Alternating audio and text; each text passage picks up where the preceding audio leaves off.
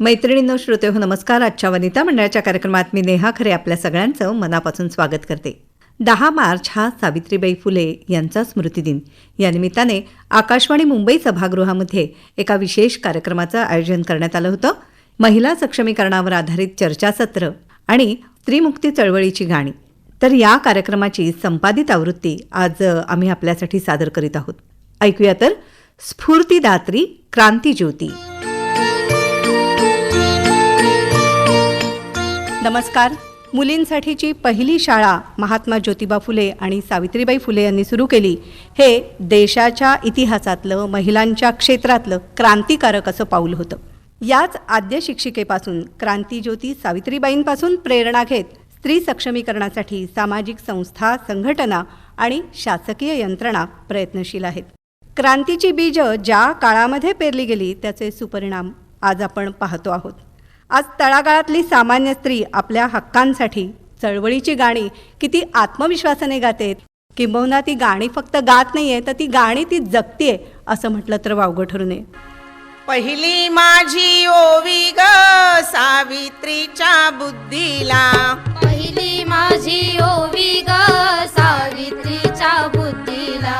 स्त्रियांच्या शिक्षणाचा पाया तू घातला, स्त्रियांच्या शिक्षणाचा पाया तू घातला. अशिक्षित अडाणी तू पतीपाशी शिकली, अशिक्षित अडाणी तू पतीपाशी शिकली.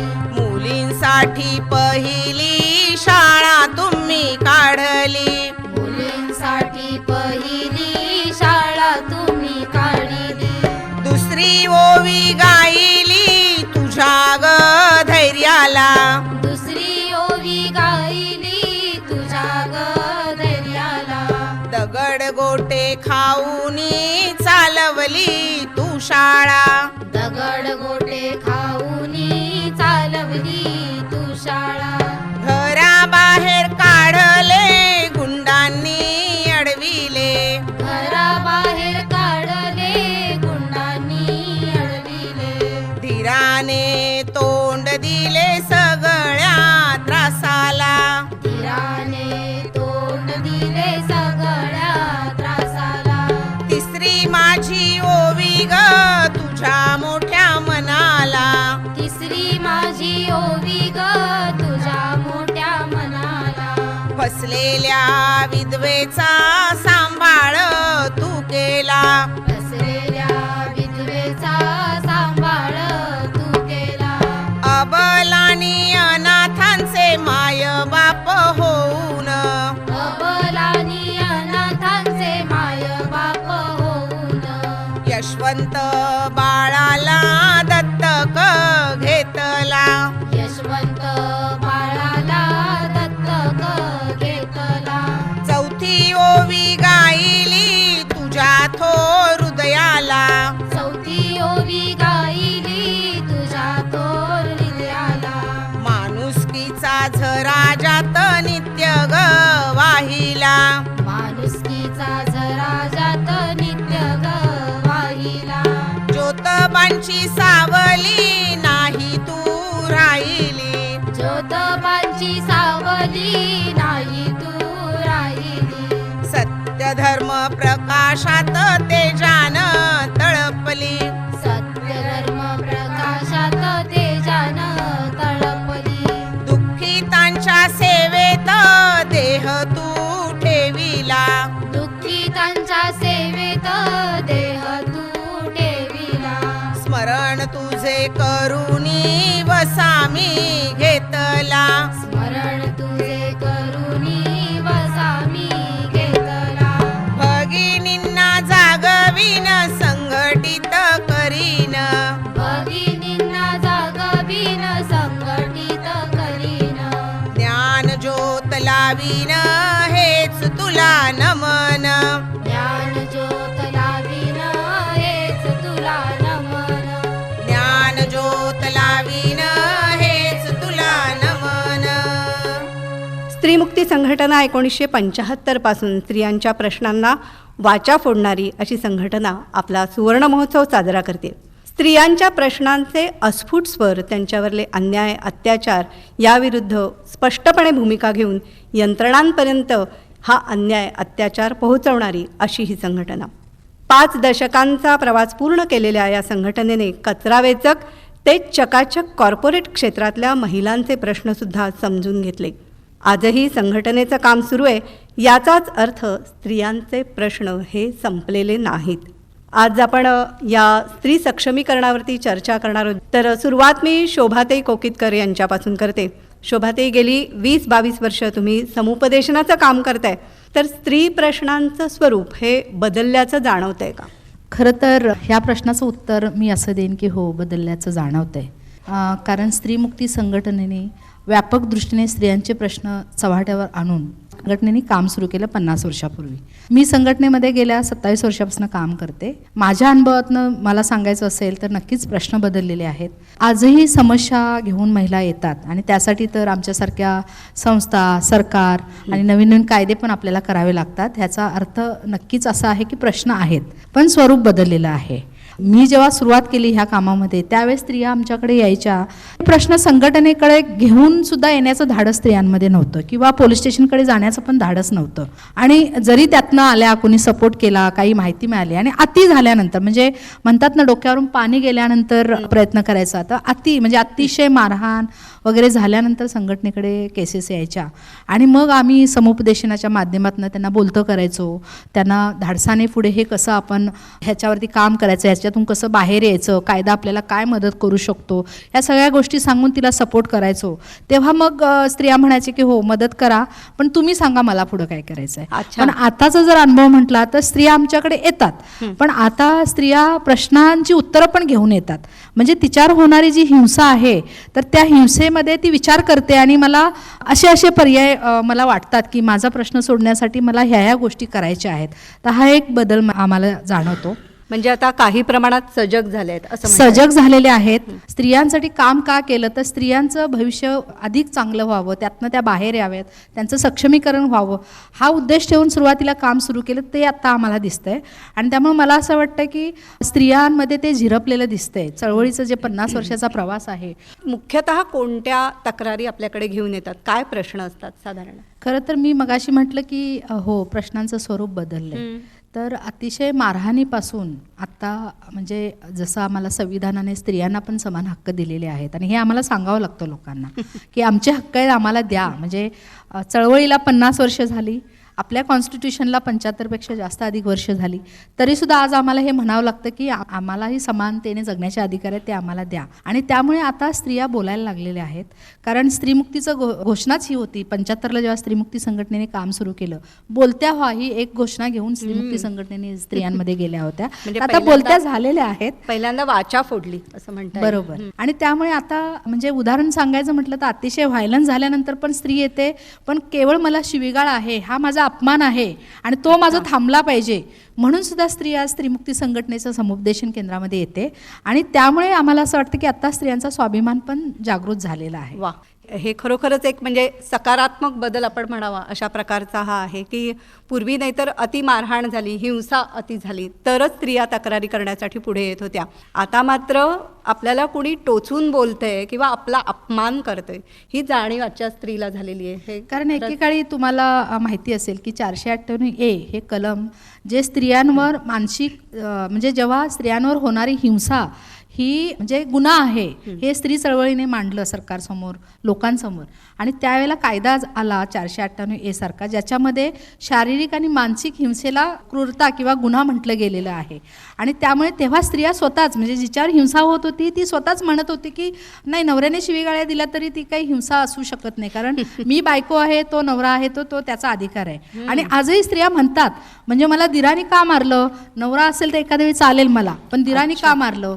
पण आजही हे स्त्रियांमध्ये आहे की नवरा म्हणजे मी, म्हणजे सगळं अस्तित्वच नवऱ्याला मी देऊन बसले आहे, त्यामुळे नवऱ्याने शिव्या दिल्या तरी चालतील. हे पण 498A हे कलम आलं आणि जेव्हा मानसिक शारीरिक छळाला छळ म्हटलं गेलं तर ही जाणीव जागृती थोडीफार स्त्रियांमध्ये आता झालेली दिसते. वस्ती वस्तीच्या बाया बायांमध्ये, वस्ती वस्तीच्या बाया बायांमध्ये एकीची गरज हाय ग. माणसावाणी जर जगायचं तर आज एकीची गरज आहे ग. वस्ती वस्तीच्या बाया बायांमध्ये वस्ती वस्तीच्या बाया बायांमध्ये एकीची गरज आहे ग. माणसावाणी जर जगायचं तर आज एकीची गरज आहे ग. आजवर भीत भीत जगलो आपण घराच्या भिंतीला दुनिया मानून, विचार करून नाता बाहेर पडून अन्यायाला दूर कराया जागा व्हायाची गरज आहे ग. माणसावाणी जर जगायचं तर आज एकीची गरज आहे ग. माणसावाणी जर जगायचं तर आज एकीची गरज आहे ग. कोणी म्हणल बाई माणूस तुम्ही, तुमच्या हातून काही होणार नाही. तुम्ही गुमान घरी का बसत नाही, गुमान राहून आता भागायचं नाही, हे बजावून सांगायचं आहे ग. माणसावाणी जर जगायचं तर आज एकीची गरज आहे ग. माणसावाणी जर जगायचं तर आज एकीची गरज आहे ग. कारखान्यात शेतात रस्त्यावरी बाया मुलींना त्रास भारी, जिथं तिथं होते गुंडेगिरी, बायांची ताकद सारी एक झाली तर उन्हाची टाप मग हाय ग. माणसावाणी जर जगायचं तर आज एकीची गरज आहे ग. माणसावाणी जर जगायचं तर आज एकीची गरज आहे ग. शहरातल्या बाया आता एक होऊ, दूरवर नजर मग टाकून पाहू, बहिणींना शेतावरल्या हक देऊ. शहरातल्या खेड्यातल्या बाया झाल्या एक तर कुणाची भीती मग हाय ग. माणसावाणी जर जगायचं तर आज एकीची गरज आहे ग.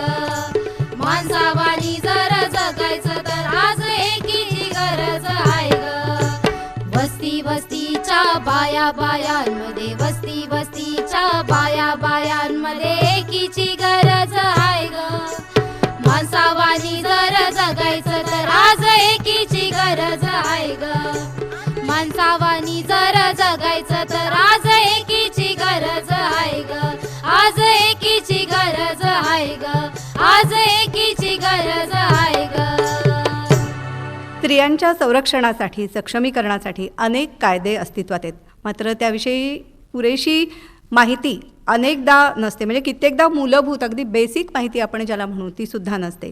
तर याविषयी आता आपण जाणून घेणार आहोत ॲडव्होकेट ॲलिन मार्क्विस यांच्याकडून. आज एकट्याच्या उत्पन्नात घर चालू शकत नाही आणि ही वस्तुस्थिती आहे. त्यामुळे स्त्रियांच्या क्षमतांना वाव देण्याचा वगैरे विचार फार दूर, पण घर चालू नाही शकणार म्हणून स्त्रियांना अर्थार्जन करण्याची संधी आज दिली जाते. कित्येक स्त्रिया आज नोकरी व्यवसाय करत आहेत, तर शिफ्ट ड्युटी कराव्या लागतात, लेट नाईट ड्युटीज असतात. तर या सगळ्या स्त्रियांना एकूण कोणत्या कायद्यांची एक मूलभूत माहिती आपण म्हणतो प्राथमिक माहिती ही असायला हवी, असे काही कायदे आम्हाला सांगाल का? घरी म्हणजे कौटुंबात राहताना त्या महिलेला DV ॲक्ट कौटुंबिक हिंसाचारातून संरक्षण देणारा जो कायदा आहे त्या कायद्याची मदत ती बाई घेऊ शकते. बाहेर पडल्यानंतर समाजामध्ये आधी आपल्याकडे IPC इंडियन पिनल कोड, आता भारतीय न्याय संहिता, तर त्याच्यामध्ये वेगवेगळे कलम आहेत. तिचा पाठला जर कोण करत असेल तर, किंवा तिला कोण वाईट नजरेने बघत असेल तर, तिचे फोटोज कोण काढत असेल तर, प्रायव्हेट टॉयलेटला जाताना तिथे तिचा पाठला करून तिथे कॅमेरा लावून कोण कॅप्चर करत असेल तर, अशा काही कलम आहेत ज्याच्यामुळे शिक्षा होऊ शकते जर FIR लॉन्च केला तर. आपल्याकडे पॉश कायदा पण आहे. पॉश कायदा इम्पॉर्टंट आहे, protection of women from sexual harassment, prevention from sexual harassment असं आपण त्याला म्हणायचो. पण सेक्शुअल हॅरेसमेंट बाईला होतं, लैंगिक उत्पीडन होतं, यौन उत्पीडन, म्हणजे वेगवेगळे आपण स्टेटमेंट्स वापरतो. कार्यस्थळाला जाताना बाईला ट्रान्सपोर्टेशनची जर फॅसिलिटी आहे आणि तिथे तो जो ट्रान्सपोर्ट कॉन्ट्रॅक्टर आहे त्याचे ड्रायव्हर्स वगैरे जर तिला त्रास देत असतील तर पॉश कायद्याखाली ती कंप्लेंट करू शकते. तर आपल्याकडे पॉश कायदा आहे, इंडियन पिनल कोड, आता भारतीय न्याय संहिता, या 2 कायद्यांची मदत बाई घेऊ शकते. पण मेन प्रॉब्लेम जो दिसून येतो तो असा आहे की बाईला या कायद्यांची माहिती आहे की असे कायदे आहे, पण स्पेसिफिक कंडिशनमध्ये या कायद्यांचा मी वापर करू शकते याची जाणीव कदाचित बाईला नसते. उदाहरणासाठी सांगते, गेल्या आठवड्यात एक केस आली होती. ती बाई नाईट शिफ्टला जात होती आणि नाईट शिफ्टला जाताना ती ज्या ठिकाणी म्हणजे ज्या वेट स्पॉटला थांबली होती तिथे एक गार्डन असल्यामुळे 3-4 मुलं त्या गार्डनमध्ये उभी राहून तिचा फोटो काढत होते. ही बाई खूप घाबरली, कारण का 9:30-10 वाजले होते आणि मग पिकअप व्हॅनला फोन केला की लवकर या, मला घेऊन जा. मग नंतर त्या बाईने कोणाची मदत घेऊन एक NGOला कॉन्टॅक्ट केलं की असं असं झालेलं आहे, मी काय करू शकते, कारण का मला असं वाटतंय की कोण माझा पाठला करतंय आणि आज फोटो काढला उद्या पुढे काही होऊ शकतं म्हणून. अच्छा. मग अशा केसेस पण समोर आलेल्या आहे. आता इथे भारतीय न्याय संहिताचा जो कायदा आहे, माझा पाठला केला गेला आहे, आधी आपण त्याला स्टॉकिंग म्हणजे क्रिमिनल अमेंडमेंट ॲक्ट निर्भया केस नंतर आलेला जो 2013चा कायदा होता त्या कायद्याप्रमाणे आपण कलम लावायचो. पण आता भारतीय न्याय संहितामध्ये ते आलेलं आहे म्हणून पाठला केला म्हणून आणि फोटोज काढले म्हणून आपण हे कलम लावून कारवाई पुढे करू शकतो. अच्छा. या काही कायद्यांविषयी तुम्ही आम्हाला सांगितलं. आपण बघतो की आर्थिकदृष्ट्या सक्षम असूनही महिलांना कौटुंबिक हिंसाचाराचा सामना हा आजही काही प्रमाणात करावा लागतो आणि अशा वेळेला त्यांना न्याय मागण्यासाठी, न्याय देण्यासाठी म्हणून कौटुंबिक हिंसाचार विरोधी कायदा जो आहे तो थोडासा स्पष्ट करून आम्हाला सांगाल का? महिलेला कौटुंबिक हिंसाचारातून संरक्षण देणारा कायदा हा 2005 साली आलेला कायदा आहे. हा कायदा दिवाणी स्वरूपी कायदा आहे. या कायद्यामध्ये बाईची जी गरज आहे संरक्षण, हिंसेपासून तिला सुरक्षा हवी, तिला राहायला एक जागा हवी, निवासस्थानाची गरज असते. तिसरा मुद्दा म्हणजे मुलांच्या ताब्याची तिला गरज असते आणि पोटगीची गरज असते. तर हे तिचे जे मूलभूत अधिकार आहेत, या काही गरजा ज्या असतात बाईच्या त्या पूर्ण करण्यासाठी हा कायदा आहे. जर एका बाईला घरी त्रास असेल तर ती असं म्हणत नाही पोलिसांना जाऊन की माझ्या नवऱ्याला अटक करा किंवा त्याच्या विरुद्ध केस करा. तिचं एवढंच असतं की त्याला सांगा की मला पुढे त्रास देऊ नको, मला पुढे शिवीगाळ करू नको, मला जरा व्यवस्थित राहू दे, खर्चाला पैसे दे, मुलांना भेटायला दे, घरातून काढू नको, या बाईच्या गरजा असतात. तर 2005 साली हा जो कायदा आला, या कायद्यामध्ये बाईची गरज काय आहे ते बघून कलम 18, 19, 20, 21, 22, 23 हे आलेले आहे.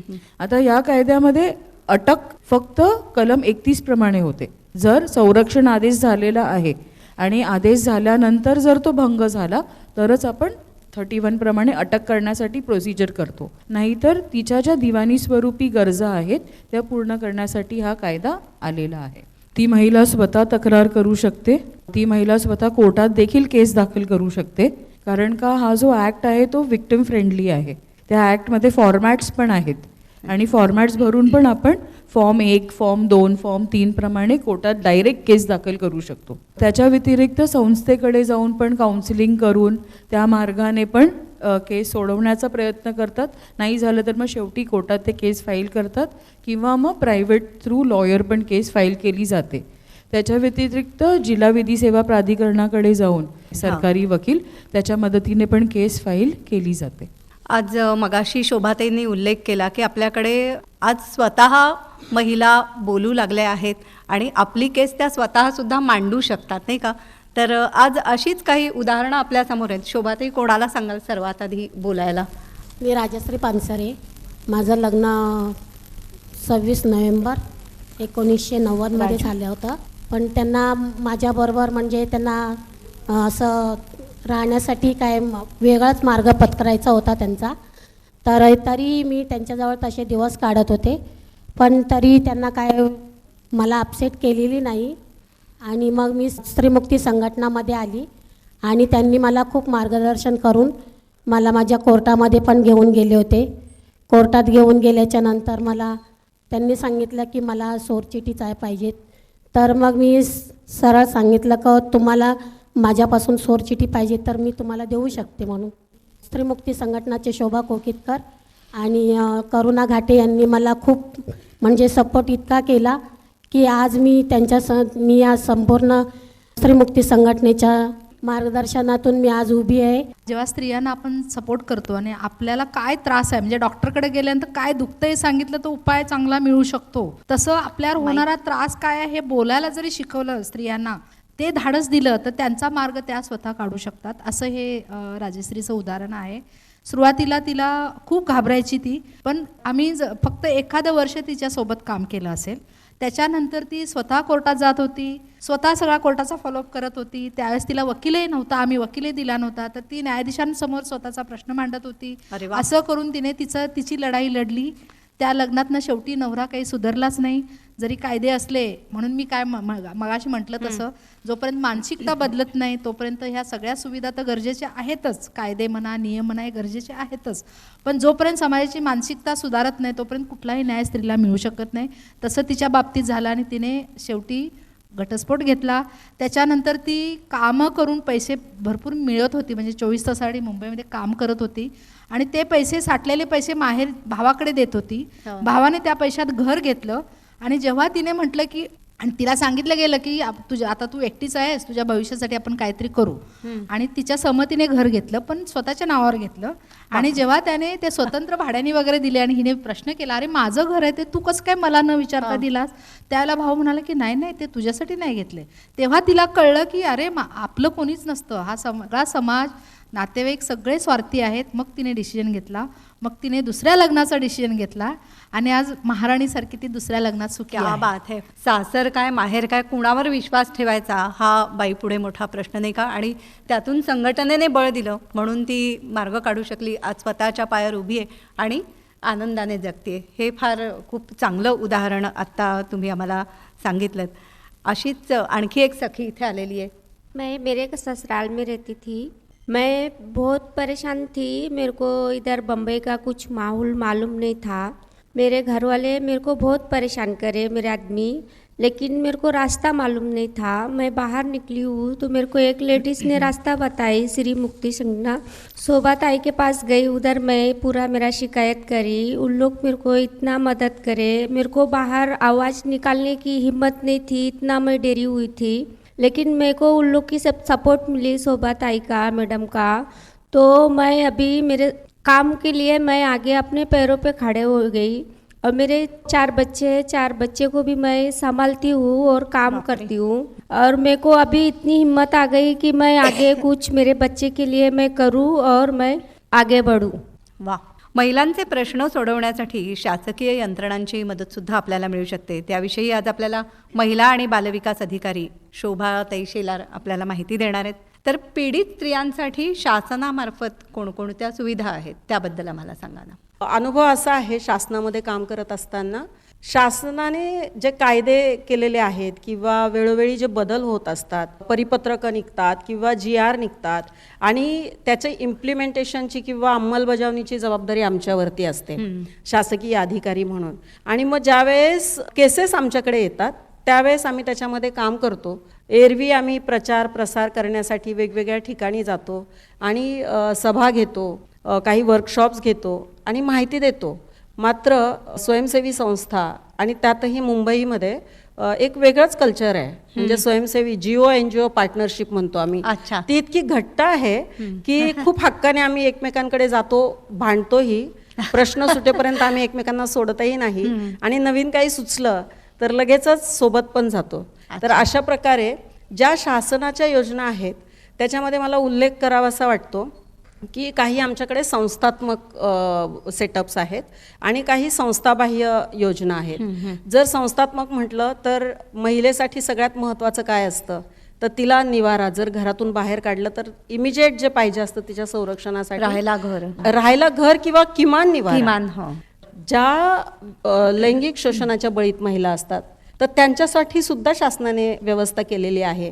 1956 मधला कायदा आहे आणि आपल्याकडे शासनाची संरक्षण गृह आहेत. एक व्यवस्थित यंत्रणा आहे जिथे पोलिसांनी रेड करायचं आहे, त्यांना बाहेर काढायचं आहे, नंतर त्यांची सोडवणूक झाल्यानंतर शेल्टरमध्ये ठेवायचं आहे आणि न्याय यंत्रणेमध्ये तिला वेगवेगळे अहवाल तिचे सादर करून तिचं जे म्हणणं आहे ते प्रोबेशन ऑफिसरच्या मार्फत मांडायचं आहे आणि अशा प्रकारे तिचं पुनर्वसन करायचं आहे. अर्थात हे खूप टफ आहे. सांगण्याचा उद्देश असा आहे की शासन ज्यावेळेस काही योजना करत आहे तर प्रत्येक घटकाकडे त्यांनी पाहिलं आहे असं मला दिसतं. सर्वसमावेशक अशा प्रकारच्या योजना असतात, पण अर्थात अनेकदा त्याविषयी माहितीच नसतं महिलांना. तर अशी आधारगृह आपल्या जवळपास ही कुठे कुठे आहेत? मुंबई शहर जिल्ह्यामध्ये 2 आधारगृह आहेत. मुंबई उपनगरमध्ये एक स्वाधारगृह आहे, 2 संरक्षणगृह आहेत, एक शासनाचं आहे, एक स्वयंसेवी संस्थेचं आहे, एक राज्यगृह आहे. याशिवाय रस्त्यावरती जर बेगिंग करणारी कोणी महिला आढळली तर त्यांच्यासाठी बेगर्स होम सुद्धा आमच्याकडे आहे, जे शासनाचं आहे आणि मुंबई चेंबूरमध्ये त्याची व्यवस्था आहे पुरुषांसाठी आणि महिलांसाठी. आणि सगळ्यात महत्त्वाचं आपलं वन स्टॉप सेंटर आहे, म्हणजे एका छताखाली तुम्हाला वेगवेगळ्या योजनांची माहिती आणि वेगवेगळ्या कायद्यांची माहिती मिळते, समुपदेशन होतं, तात्पुरता निवारा मिळतो. मात्र त्या तात्पुरत्या दिवसांमध्ये तिला काय गरज आहे ह्याचं एक असेसमेंट होतं आणि पुढे मग तिच्यासाठी मदत ठरवली जाते. हे मुंबई शहर जिल्ह्यामध्ये KM हॉस्पिटलमध्ये एक सेटअप आहे आणि मुंबई उपनगर जिल्ह्यासाठी ट्रॉमा केअर सेंटर जोगेश्वरीला आहे. तर अशा प्रकारे संस्थेमध्ये आपण महिलांची व्यवस्था करतो.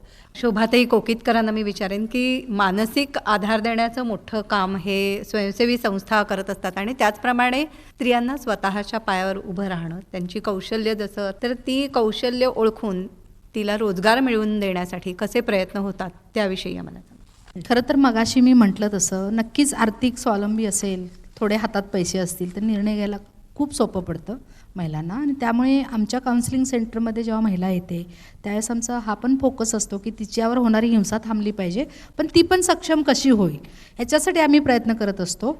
शासनाच्या तर योजना आहेतच, पण स्त्रीमुक्ती संघटनेकडे असे एक कल्चर आहे की स्वयंसेवक खूप मोठ्या प्रमाणात जोडलेले आहेत आणि ते सपोर्ट करतात. म्हणजे कितीतरी महिलांना आम्ही शिक्षणासाठी मदत करतो, कितीतरी महिलांना काही बेसिक छोटासा धंदा टाकायचा असेल तर तिला सपोर्ट करतो. तर ते सगळं स्वयंसेवक जे आहेत त्यांच्या सपोर्टमुळे आम्ही करत असतो आणि त्या दृष्टीने आम्ही दोन्ही बरोबरीने करतो. म्हणजे हिंसा सोडवण्यासाठी ज्या ज्या गोष्टी करायला लागतील त्या त्या गोष्टी करतो. मग कधी फक्त काउन्सिलिंगने समुपदेशनाने प्रश्न सुटतो, कधी कधी होम विजिट्स करावे लागतात, कधी कधी त्या महिलेला कोर्टापर्यंत घेऊन जावं लागतं, कधी कधी सामाजिक हस्तक्षेप करावा लागतो, जसं शेजाऱ्यांवर वगैरे काही जबाबदारी द्यावी लागते. कारण आजही मानसिकता ही आहे की दोघांच्या मधला प्रश्न आहे तर दोघांनी बघून घ्यावा. पण जेव्हा आमच्यासारखे कार्यकर्ते जाऊन लोकांशी बोलतात तर अशा वेळेला लोकांना पटतं आणि मग लोक त्यांची मदत. तर त्यामुळे अशा प्रकारचं जे सपोर्ट केलं आहे शासनाने ते अतिशय परिणामकारक आणि खूप आधार देणारं सेंटर आहे. संघटनेच्या सपोर्टनी ती आता BSW कंप्लीट केलेलं आहे तिचं, ती आता MSW पण करणार आहे, नोकरी पण करते, ती सांगेल तिची कहाणी. मी जेव्हा श्रीमुक्ती संघटनेमध्ये आली तर तेव्हा म्हणजे खूप टेन्शनमध्ये होती. माझी मैत्रीण होती अर्चना म्हणून, तर अर्चना डोळसनी मला सांगितलं की श्रीमुक्ती संघटनेमध्ये जा, तुला काहीतरी सपोर्ट भेटेल. तर जेव्हापासून मी श्रीमुक्ती संघटनेमध्ये आली तर खरंच मला मनापासून जर कोणी माझ्यासाठी काम केलं असेल किंवा मला काहीतरी मिळावं म्हणून प्रयत्न केला असेल तर ते आहेत माझ्या मनीषा विजय खरात मॅडम, ज्यांना सगळेजण मनीषा पार्ले मॅडम म्हणून पण ओळखतात, आणि शोभा कोकीतकर मॅडम, कारण त्यांनी माझ्या पडत्या काळात खूप मदत. तिच्या नवऱ्याने आत्महत्या केली आणि 2 मुलं ती घेऊन तिने धाडसाने पुढे उभी राहिली. आणि जेव्हा ही घटना घडली घरामध्ये त्यावेळेला ती आमच्याकडे आली आणि त्याच्यानंतर आम्ही फार काही केलं असं नाही, पण तिला असा आधार वाटला आणि त्याच्यावरती तिने आता शिक्षण घेते. म्हणजे आम्हाला खूप अभिमान आहे सीमाचा की इतक्या वाईट परिस्थितीतून ती पुढे आली. फक्त आम्ही तिला एक शब्दाचा आधार दिला. आर्थिक मदत हा खूप कोणीही करेल, पण शब्दाचा आधार दिला आणि तिला एक वाटलं की कोणीतरी माझ्या पाठीशी आहे आणि त्या ह्याच्यावर तिने पावलं पुढे उचललेली आहेत. तर झालं असं की मी जेव्हा श्रीमुक्ती संघटनेमध्ये आली तेव्हा मी खूप डिप्रेशनमध्ये होते. तर मग शोभा मॅडम, मनीषा मॅडम प्रत्येक वेळेला मला समजवायच्या. मग तेव्हा नंतर मग श्रीमुक्तीमधून वस्ती काउन्सिलरचा कोर्स केला. तिथं काही मानसिक आरोग्यावरती वगैरे सेशन झाले, बरेच काही सेशन झाले, सामाजिक सेशन झाले, कायद्याविषयी माहिती. त्याच्यानंतर माझ्यामध्ये पण म्हणजे मला पण असं वाटलं की चला काहीतरी केलं पाहिजे. ह्या सगळ्या महिला आहेत, ह्या एवढं सगळं समाजासाठी करतात आणि कितीतरी महिला आपल्यापेक्षा कितीतरी प्रॉब्लेममध्ये आहेत, तर त्यांच्यासाठी आपण शिकलं पाहिजे, त्यांना आपण काहीतरी प्रेरणा दिली पाहिजे. त्यामुळं मग मी पुढे शिकायचं ठरवलं आणि मला श्रीमुक्ती संघटनेमधून शिकायसाठी भरपूर प्रयत्न केला. मनीषा मॅडमने, शोभा कोकीतकर मॅडम यांनी, काय शिकते आहे? BSW 3rd इयरला आहे मी. त्यांनी माझी फी भरायचा प्रयत्न केला जेव्हा माझ्याकडे पैसे नव्हते तेव्हा. आणि माझ्या नवऱ्याने जेव्हा सुसाईड केलं तर त्याच्यामध्ये काय माझा दोष नव्हता, कारण की ते दोघंजण यायचे आणि ते सासू पण दारू प्यायचे आणि तो पण. तो त्यांचा पर्सनल प्रश्न होता, पण त्याच्यामध्ये मी अडकली गेले असते. पण मी प्युअर होते. मी माझी माहिती पोलिसांना सगळी देत गेलेली की इथं अशा अशा गोष्टी होतात म्हणून. त्यामुळं मी त्यातून सुटले. नाहीतर मी कदाचित ती गोष्ट खऱ्या गोष्टी जर तिथं सांगितल्या नसत्या तर मी त्याच्यामध्ये खूप फसले असते. पण समाजाने मला दोष देण्याचा प्रयत्न केला, पण कायद्याने मला नाही दोष दिला, कारण की कायदा माझ्या बाजूने होता. कौटुंबिक हिंसाचार कायदा जो आहे ना तो 2005 साली आला. आता ऑलमोस्ट 20 वर्ष होणार आहे, पण तरी लोकांपर्यंत त्या कायद्याची माहिती पोचलेली नाही आहे. आता कौटुंबिक हिंसाचार म्हणजे काय? आपण जे उदाहरण ऐकले, शारीरिक हिंसा, माझ्या शरीराला जर जखम झाली असेल तर नॉर्मली बायका ज्या आहेत, जर शरीराला मार आहे, जखम आहे, तर ताबडतोब कंप्लेंट करतात. पण जर शिवीगाळ आहे, तोंबडे मारलेले आहे किंवा खर्चासाठी पैसे दिले नाही, अशा केसेसमध्ये बायका खूप विचार करतात आणि नंतर कंप्लेंट करतात. किंवा मुलांना जर मारहाण वगैरे झाली असेल तर कंप्लेंट लेट करतात. लैंगिक हिंसा जी आहे त्याचं रिपोर्टिंग होत नाही.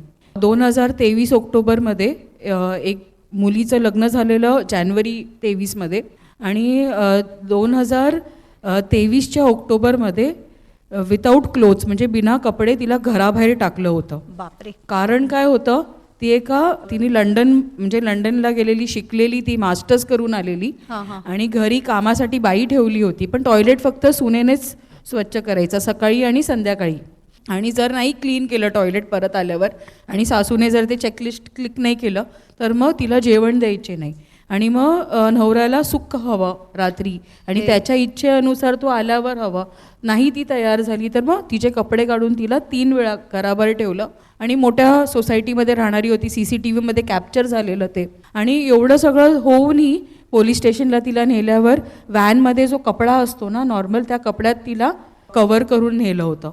एवढं करूनही डिसेंबर 2023मध्ये ती माहेरी गेल्यावर तिचे वडील म्हणाले, तुझ्या लग्नाला 35 लाख मी कर्ज काढला आहे, तो फेडेपर्यंत तरी तू लग्न टिकवून ठेव. ह्याचा अर्थ आहे की लैंगिक छळ किंवा लैंगिक हिंसा जी होते, आज आपण सिनियर सिटीझनचा मुद्दा पण घेतला तर जी बाई सिनियर सिटीझन आहे, आई आहे, जी घरी राहते, तिच्याबरोबर पण लैंगिक छळ होत आहे. तिचे फोटोज काढले जातात, कॅमेरा लावला जातो बाथरूममध्ये, चेंज करताना कपडे फोटोज काढले जातात आणि तिला धमकी दिली जाते. तर या प्रकारे छळ जो झालेला आहे, जर माझ्या मनाला किंवा माझ्या शरीराला जखम झाली तर त्याला आपण छळ म्हणतो. ह्याची जागरूकता होणे खूप गरजेचं आहे.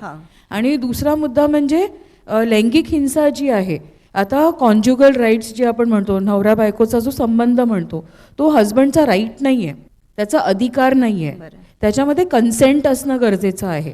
तर हा मुद्दा बाईला असं वाटतं, माझ्याकडे आता एक केस आली, त्या IC कमिटीच्या चेअरपर्सन आहे आणि पॉश अवेअरनेस करताना त्यांना असं वाटलं की माझा नवरा 25 वर्ष जे माझ्याबरोबर करत होता ते अनवेलकम आहे, जबरदस्ती आहे आणि माझ्या इच्छेविरुद्ध तो मला केस खेचून नेहमी बेडरूमला न्यायचा. म्हणून लग्नाच्या 25 वर्षानंतर त्या बाईने डायव्होर्ससाठी केस टाकली, कारण का हा नवरा मला खूप लैंगिक छळ करतो म्हणून. तिचं म्हणणं होतं की शारीरिक छळ आहे पण लैंगिक छळाची मात्रा खूप जास्त होती. इतकी वर्ष तिने ते सहन केलं. तिला वाटलं की नवरा आहे, त्याचा अधिकार आहे आणि म्हणून सगळं ती सहन करत होती. पण पॉश कायद्याची जागरूकता आल्यावर तिला असं वाटलं नाही, हे अनवेलकम आहे, माझ्या इच्छेविरुद्ध झालेलं आहे म्हणून. दुसरा मुद्दा जो आला, मला सांगायचं आहे की कौटुंबिक हिंसाचार कायद्यामध्ये कलम 17 आहे. ज्या घरात बाई राहते, सामूहिक घर, त्या घरात राहण्याचा तिचा अधिकार आहे आणि कोणाला जर तिला घराबाहेर काढायचं असेल, कायद्यानुसार तिला ऑर्डर घेऊन घराबाहेर काढायचं आहे. पण आपल्या समाजामध्ये ना सामाजिक नियम चालतो आणि कायदा चालतो. सामाजिक नियमामध्ये लात मारून, टाळा लावून तिला घराबाहेर काढलं जातं आणि ते इलिगल आहे, कारण का कायदा ऑर्डर काही घेतलेली नाही आहे. अशा केसेसमध्ये सगळ्या बहिणींना एवढंच सांगायचं आहे की जर तुम्हाला कौटुंबिक हिंसाचार, तुम्ही सिनियर सिटीझन आहात, अविवाहित आहात, विवाहित आहात, सगळ्यांसाठी हा कौटुंबिक हिंसाचार कायदा आहे. आणि जर तुम्हाला त्या घरात त्रास आहे तर त्या घरात राहून संरक्षण आदेशाची मागणी करण्याचा आपल्याकडे ऑप्शन आहे. घराबाहेर जर तुम्हाला टाकायचा प्रयत्न वगैरे केला असेल त्याच्या विरुद्धात तुम्ही कंप्लेंट करू शकता. तिसरा मुद्दा इम्पॉर्टंट मला असं वाटतं की जर कोणत्याही प्रकारे छळ झाला असेल ना, तर आपण हेल्पलाईन नंबरला फोन करून कुठे ना कुठे रेकॉर्ड करणं खूप गरजेचं आहे. आता आत्महत्याच्या केसेस वाढलेल्या आहेत. त्याच्यामुळे बाईवर सगळ्यात आधी ब्लेम केला जातो.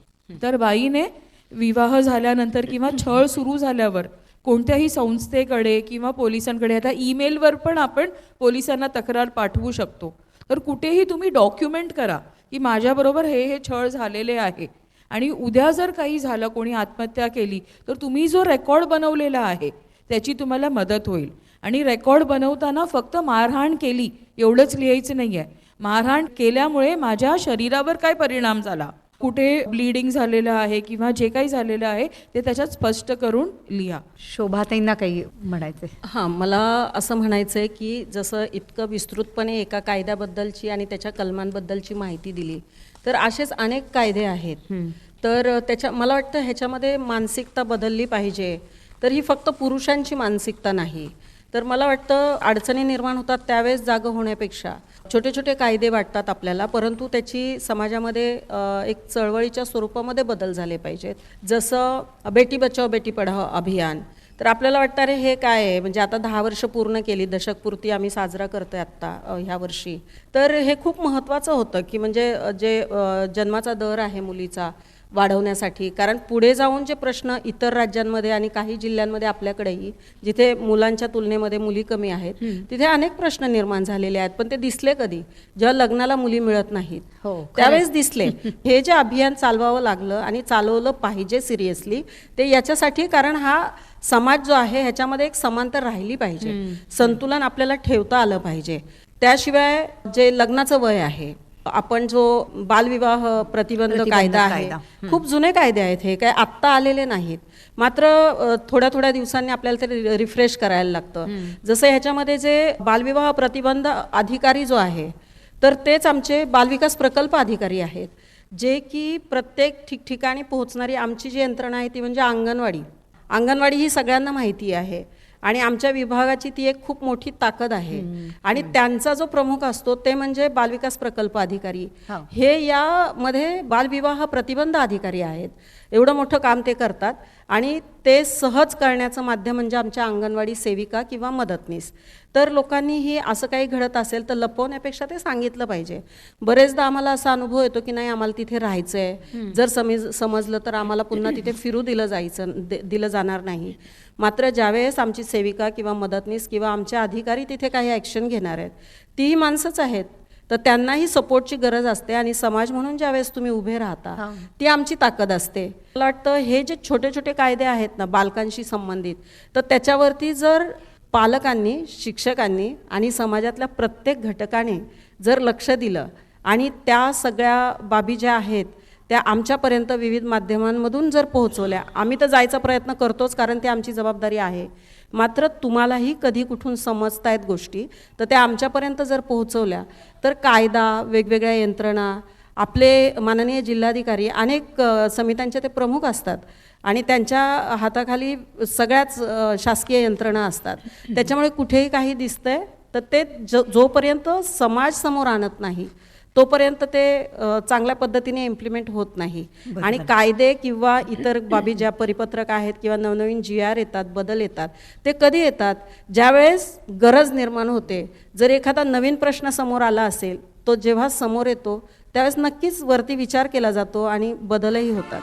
मैं अच्छी हूँ घबराओ नको, ऐसा खत में लिखो. मैं अच्छी हूँ घबराओ नको, ऐसा खत में लिखो. मैं अच्छी हूँ घबराओ नको, ऐसा खत में लिखो. मैं अच्छी हूँ घबराओ नको, ऐसा खत में लिखो. कोणी मिलाने तुझको लिखा, मैं निकली रोड़ा पर. अगर तुझको शक है मुझ पर, नहीं निकलूंगी बाहर. मैं पानी को जाऊं क्या नको, ऐसा खत में लिखो. मैं पानी को जाऊं क्या नको, ऐसा खत में लिखो. मैं अच्छी हूँ घबराऊं नको, ऐसा खत में लिखो. बाबा को आया बुखार खांसी, प्राइवेट में गई उसको लेकर. 100 रुपया दिया, इंजेक्शन लिया, असर न हुआ बच्चे पर। मैं जे को जाऊँ क्या नको, ऐसा खत में लिखो। मैं जे को जाऊँ क्या नको, ऐसा खत में लिखो। मैं अच्छी हूँ घबराऊँ नको, ऐसा खत में लिखो। बेबी को मैंने स्कूल में भेजा, खूब अच्छी पढ़ती है। औरतों ने भी है पढ़ना लिखना, आवाज़ें निस्वा का मत है। मैं पढ़ने को जाऊँ क्या नको, ऐसा खत में लिखो। मैं पढ़ने को जाऊँ क्या नको, ऐसा खत में लिखो। मैं अच्छी हूँ घबराऊँ नको, ऐसा खत में लिखो। आवाज़ें निस्वा है महिला मंडल, जाती मैं उस मीटिंग को। तेरी बहन को शौहर जब पिटता, जाती सब धमकाने को। उसकी मदद में करूँ क्या नको, ऐसा खत में लिखो। उसकी मदद में करूँ क्या नको, ऐसा खत में लिखो। मैं अच्छी हूँ घबराऊँ नको, ऐसा खत में लिखो। जब से गया तू बिगड़ा है माहौल, फसाद का डर है मुझको। मजहब के सामने कैसे है झगड़े, अमन से रहना है सबको। ये बस्ती में समझाओ क्या नको, ऐसा खत में लिखो। ये बस्ती में समझाओ क्या नको, ऐसा खत में लिखो। मैं अच्छी हूँ घबराऊँ नको, ऐसा खत में लिखो। कोनी में लाने तुझको लिखा, मैं निकली रोडा पर। मीटिंग में जाती, मोर्चे में जाती, सुधारने जिंदगानी को। तू भी आजा साथ देने को, ऐसा खत में लिखो। तू भी आजा साथ देने को, ऐसा खत में लिखो। मैं अच्छी हूँ घबराऊँ नको, ऐसा खत में लिखो। मैं अच्छी हूँ घबराऊँ नको, ऐसा खत में लिखो। तुमच्या तिघींकडेही सांगण्यासारखं खूप आहे, पण अर्थात वेळेची मर्यादा सुद्धा आहे. तर मला वाटतं आणखी एखादी केस आपण पटकन ऐकूया. प्रश्न आहेत. समाज मन बदललं नाही आहे, स्त्रियांचं दुय्यम स्थान आहे, ही सगळी परिस्थिती आता आपण बघितली आणि ती वास्तव आहे. तरीसुद्धा स्त्रिया त्यातनं एक पाऊल पुढे येण्याचा प्रयत्न करत आहेत. स्त्रिया म्हणतात की ठीक आहे, नवरा नाही सुधारत, नवरा नाही दारू सोडत, तर मी काहीतरी करते, मला काहीतरी नोकरी धंदा द्या. किंवा मी कोल्हापूरला मध्ये एका ठिकाणी सेशन घ्यायला गेले होते, तर तिकडे सगळे सेंटरिंग काम करणारे लोक आहेत, त्यांना कधीतरी काम मिळतं. तर त्या स्त्रियांना नवऱ्यांच्या मर्यादा माहिती आहेत. ते व्यसन पण आहे, कारण काम असं आहे म्हणून ते व्यसन करतात म्हणून सांगतात. त्यामुळे स्त्रिया म्हणतात की आम्हाला त्रास देतात आमचे नवरे, पण आम्हाला त्यांची अडचण पण माहिती आहे, कारण कधीतरी काम मिळतं आणि थोडेच पैसे येतात, त्यातनं आमची गरज नाही भागत. आणि आम्ही बाहेर गेलेले चालत नाही नवऱ्यांना, कारण त्या सगळ्या लातूर साईडच्या वगैरे त्यांचं कल्चर थोडं वेगळं आहे. आणि त्यामुळे त्या आम्हाला म्हणाले की मॅडम आम्हाला घरी काहीतरी काम द्या की आम्ही हातभार लावू, म्हणजे रोजची भाजी जरी आमच्या पैशातनं आम्ही आणली तरी आम्हाला खूप मदत होईल. म्हणजे असं स्त्रिया विचार करायला लागलेत एक पाऊल पुढं जाण्याचा. आणि त्याच्यासाठी मला असं वाटतं की समाजाची खूप, आता जसं शोभा मॅडम सांगितलं, तर ही खूप आवश्यकता आहे की त्यांना सपोर्ट करण्याचे. कायदे आहेत, सगळ्या गोष्टी आहेत, गरज पडली तर खूप सक्षम कायदे आहेत आता आपल्याकडे, तर गरज पडली तर आपण नक्की वापर करू. पण त्यांच्या लेवलला प्रयत्न करताय त्यांचे प्रश्न सोडवण्यासाठी, तर आम्ही सर्वांनी मला असं वाटतं त्यांना सपोर्ट करायला पाहिजे. तर आमच्याकडे एक आई आणि मुलगी आली होती, ज्यामध्ये तिच्या भावाची सुसाईड झाली होती आणि वहिनीने 498A लावलं होतं. आता पण ते आमच्याकडे आले होते की आमच्याही मुलींची नावं आहेत, तर आम्ही काय करावं मॅडम. आणि त्यावेळेला आम्ही ते हेरलं. ती मुलगी इतकी डिस्टर्ब होती, खूप वयाने लहान होती, म्हणजे 18 वर्षाच्या वरची होती, पण खूप खूप हुशार होती. आणि हे हेरलं आणि तो प्रश्न आता क्रिमिनल केस आहे, कायदा बघेल त्याप्रमाणे जाईल, पण आम्ही त्या मुलीवर काम केलं. आणि आज ती मुलगी अशी वाघिणीसारखी उभी आहे, तर मला असं वाटतं तिने बोलावंच आज इकडे. नमस्कार, माझं नाव शीला महादेव पांडोळे. खरंच शोभा मॅडमनी जे सांगितलं ते रिअल म्हणजे रिअल अनुभव आहे. आम्ही भावाची केस घेऊन गेलेलो, त्यांनी तर सांगितलेलंच आहे. पण अशी मी होते की मी फक्त घर आणि चूल ह्याच्या बाहेरचं व्यतिरिक्त मला काही माहीत नव्हतं. बाहेर काय असतं आणि काय म्हणजे काहीच माहीत नसतं. नवरा बायकोला मारू शकतो, हा रूल आहे असं, म्हणजे मुलीने घरातच बसावं, शिक्षण घरचे बोलतील तसं वागावं, फक्त ह्याच विचारातली होते. पण स्त्रीमुक्ती संघटनेमध्ये गेले, करुणा घाटे आणि शोभा मॅडम, मी खरंच सांगते, मी कधीच विसरणार नाही, कधी म्हणजे मी मरेपर्यंत मी विसरणार नाही आम्ही त्या दोघींना. शोभा मॅडमनी मला एवढा सपोर्ट केला, मी खोटं सांगत नाही, माझी 10वी झाली नव्हती. त्यांना बघून म्हणजे ह्या सर्वांना बघून मी शिक्षण पुढे शिकण्याचा विचार केला. 10वी दिली, त्यानंतर 11वी दिली, 12वी दिली, त्यानंतर थोडा जॉब केला, मग लग्न केलं आणि आता मी स्वतः वडापावचा स्टॉल लावलेला आहे आणि मी स्वतः बिझनेस करते. खरं सांगते, मी ह्या विचाराची मुलगी होते की नवरा मारतो ना, मग बाईचं काय, मार खाल्ला पाहिजे. म्हणजे अत्याचार सहन करण्याच्या दृष्टिकोनातून आमचं आयुष्य एकदम मिडल क्लास गेलेलं आहे. घराच्या बाहेर जायचं नाही, घरचे म्हणतील तसं वागायचं. पण मी मुलगी झाली हो, कार्यक्रम ठेवला आमच्या एरियात, तर माझ्या आईने बघितलं, आईला सांगितलं, म्हटलं बघ, मुलींना शिकून द्यावं, मुलींना पुढं जावं, प्रोत्साहन करावं. म्हणजे खरंच संघटनेमध्ये गेल्यावर माणसात किती परिवर्तन होतं हे खरंच संघटनेमध्ये जाईन त्यांच्या विचाराने खूप बदल होतात. आणि मग त्यानंतर आई पण म्हणली बरोबर आहे, का तर ती म्हणायची जास्त शिकून तुम्ही काय करणार, जास्त शिकून तुम्ही काय करणार, आणि परिस्थितीमुळे पण शिकता येत नाही हे पण मान्य आहे. पण खरंच आमच्या एरियात ज्यावेळेस कार्यक्रम ठेवला, शोभा मॅडम हे सगळे आलेले, किती जणांना म्हणजे एकदम वेगळंच परिवर्तन झालं. आणि मी जशी संघटनेमध्ये गेल्यापासून जरी नवरा बायकोचे भांडणं झाले, स्वतः हँडल करते, जाते, नवऱ्याला बी समजून सांगते, सासूला बी समजून सांगते, आणि त्यांच्यासमोर त्या बाईला पण समजून सांगते की तू असं करू नको, हे चुकीचं आहे, का तर त्यांना उद्या वाटायला नको, ही त्यांची बाजू घेते. नवऱ्याला पण दम देते, चुकलं तर हा. म्हणजे खरं हे फक्त संघटनेमध्ये जॉईन झाल्यानंतर मला माहीत झालं की म्हणजे संघटनेमध्ये खूप काही छान सांगतात आणि कायद्याची माहिती देतात की कायदा कुठे कसा वापरायचा असतो, काय करायचं असतं.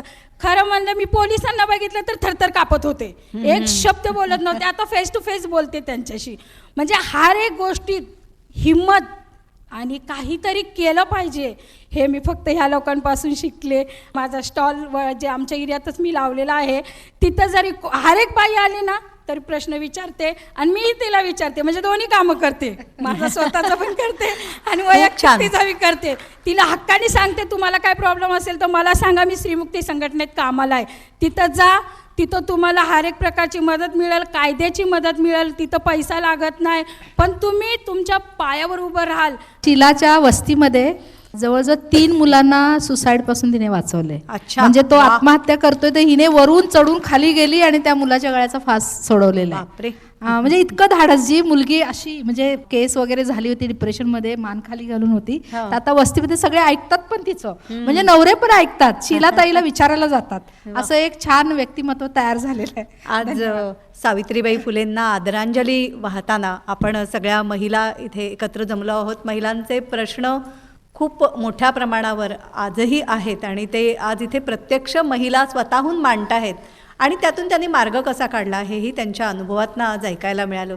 स्त्री सक्षमीकरणावरती ही चर्चा आज सफल करण्यासाठी आपण तिघींनीही जे मौलिक मार्गदर्शन केलं आणि आपण सगळ्या मैत्रिणी ज्या त्यामध्ये सहभागी झालात, सगळ्यांचे मनापासून आभार मानते. आणि अशीच आपली ताकद जी आहे ती आपण कायम ठेवूया, शारीरिक आणि मानसिक दोन्ही. धन्यवाद. खांद्यावर पेलुनी आकाश अर्धे, चला जाऊया पुढे. खांद्यावर पेलुनी आकाश अर्धे, चला जाऊया पुढे. या शतकाच्या पाठीवर लिहू समानतेचे धडे. या शतकाच्या पाठीवर लिहू समानतेचे धडे. खांद्यावर पेलुनी आकाश. इतिहासाच्या पानांनी अदृश्य आम्हा ठेविले. जरी आम्ही निर्मिक विश्वाच्या श्रमामुचे न कोणा दिसले. माता किंवा अबला म्हटले, माणूस पण ना दिले. गत शतकाच्या जागरणाने जाग आम्हाला आली. जाग आम्हाला आली. जाग आम्हाला आली. निर्भय होऊन विश्वासाने जाऊ प्रगती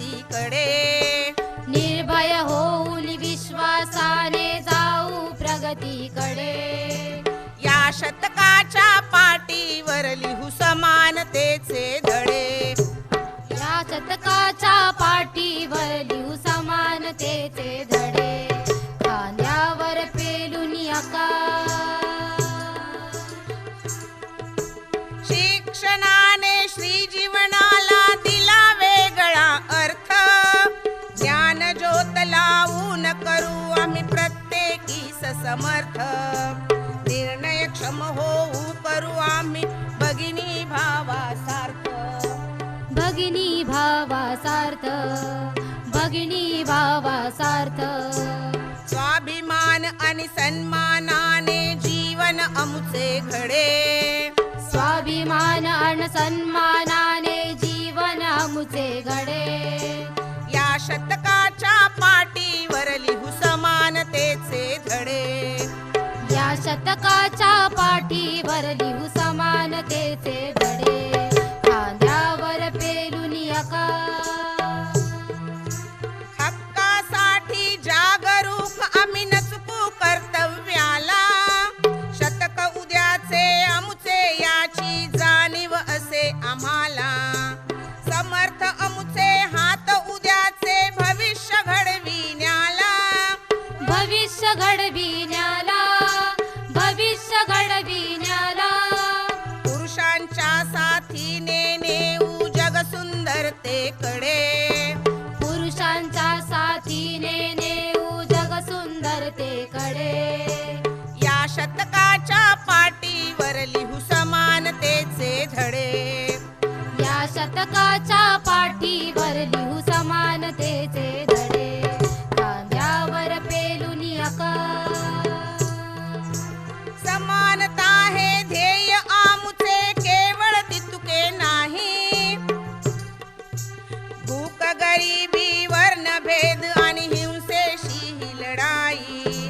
निसर्ग मानव समतोलाची आसही आमुच्या हृदयी. आसही आमुच्या हृदयी. आसही आमुच्या हृदयी. विकास समता विश्व शांती हे ध्येय आमुच्या पुढे. विकास शांता विश्व शांती हे ध्येय आमुच्या पुढे. या शतकाच्या पाठीवर लिहू समानतेचे धडे. या शतकाच्या पाठीवर लिहू समानतेचे धडे. खांद्यावर पेलून आकाश अर्धे चला जाऊया पुढे. खांद्यावर पेलून आकाश अर्धे चला जाऊया पुढे. या शतकाच्या पाठीवर लिहू समानतेचे धडे. या शतकाच्या पाठीवर लिहू समानतेचे धडे. खांद्यावर पेलून आकाश. श्रोते हो, स्फूर्तिदात्री क्रांतीज्योती हा विशेष कार्यक्रम आत्ताच आपण ऐकलात. आकाशवाणी मुंबई सभागृहामध्ये दिनांक 10 मार्च रोजी निमंत्रित श्रोत्यांच्या उपस्थितीत हा कार्यक्रम सादर झाला होता. यामध्ये जी आपण चळवळीची गाणी ऐकली त्यात सहभागी झाल्या होत्या सारिका मुर्तडक, मनीषा सावंत, अनिता पाटील, आशा गांगुर्डे, भूमी जाधव आणि दीक्षा जाधव. ढोलकीची साथ केली होती राम दळवी यांनी आणि सिंथेसायझरची साथ केली होती दत्ता गोरिवले यांनी. या कार्यक्रमासाठी निर्मिती सहाय्य केलं होतं सुहिता मराठे हिने आणि सादरकर्त्या नेहा खरे.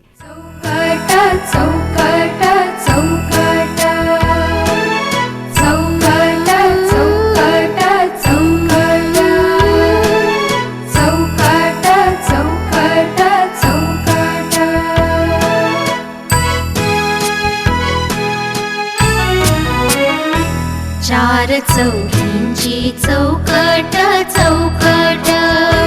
चार चौघींची चौकट चौकट.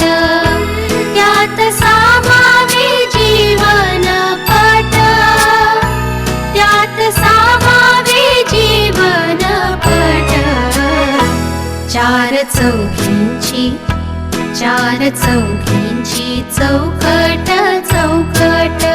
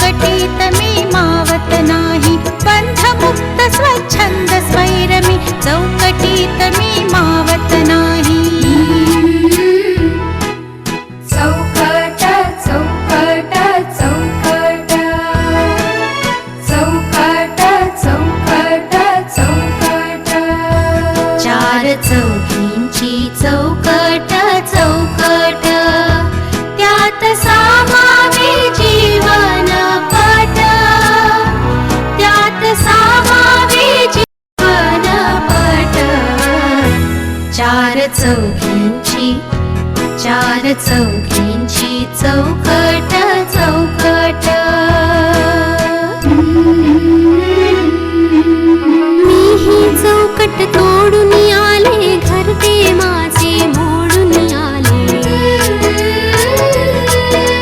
मी ही चौकट तोडून आले घरटे माझे मोडून आले चौकट मोडून मी वावरले चौकटीत मन घुसमटलेले चौकट मोडून मी वावरले चौकटीत मन घुसमटलेले चौकट चौकट चौकट. याबरोबरच आजचा वनिता मंडळाचा कार्यक्रम इथे समाप्त करूया. पुन्हा भेटूया उद्या दुपारी 12 वाजता वनिता मंडळात. तोपर्यंत नमस्कार.